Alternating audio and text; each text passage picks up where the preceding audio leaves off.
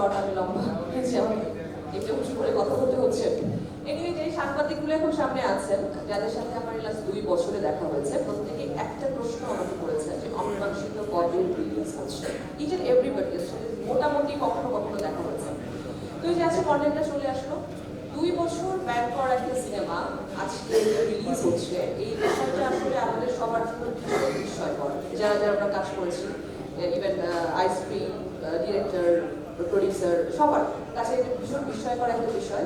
আমরা ভীষণ আপ্লুত, আনন্দিত যে আজকে আপনাদের সামনে আপনাদের সেই অমীমাংসিত সিনেমাটি আমরা একসাথে সবাই দেখবো।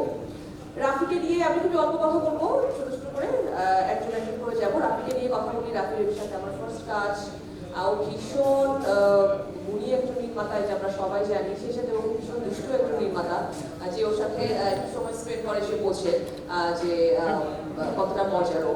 সেই সাথে যারা কাজ করেছি আমরা, আমি বলবো যে ও একটা নেভার স্যাটিসফাইড ডিরেক্টর কিছু থাকে, রাফি হচ্ছে ওই টাইপের। আমাদের এই কাজটা করতে ভীষণ কষ্ট হয়েছে। আপনারা তো জানেন একটা মার্ডার মিস্ট্রি, একটা থ্রিলার, সো সেই ক্ষেত্রে যারা আমরা ছিলাম, আমরা ভীষণ কষ্ট করে কাজ করছি, কিন্তু আমরা কিছু ডিরেক্টরকে হ্যাপি করতে পারছি না। ও বারবার বারবার বারবার একটার পর একটা শট নিয়ে যাচ্ছে।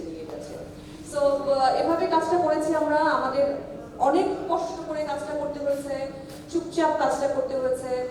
আপনাদের জন্য এত কষ্ট করেছি আমরা। আজকে রিলিজ হচ্ছে, আপনারা সবাই আমাদের এই অমীমাংসিতটা দেখবেন এবং আলোচনা সমালোচনা সবকিছু করবেন, এই প্রত্যাশায় আমি আমার স্পিচ শেষ করছি। Thank you. আমি ডাকবো বর্ষণকে।